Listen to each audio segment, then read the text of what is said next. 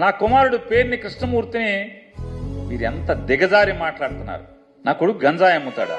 ఆ వయసు ఒంటి మీద వయసుకి తగ్గ మాట్లాయి మరి ప్రజాసేవ చేయాలనేటువంటి ఆకాంక్షతో, బలమైన ఆకాంక్షతో రాజకీయాలకి అడుగుపెట్టి 4 సంవత్సరాలు నీ కొల్లు రవీంద్ర లేదా నీ పార్టీ నాయకులందరూ కూడా ఇళ్లలో పడుకుని, మీతో సహా అందరు ఇళ్లలో పడుకుంటే అతను కరోనాలో ప్రాణాలకు తెగించి అందరిలో కరోనా బారిన పడినటువంటి ఏ పేషెంట్ని అడిగినా కూడా పేరుని కృష్ణమూర్తి సేవల గురించి ఈ రోజు వీడియో మాట్లాడతారు.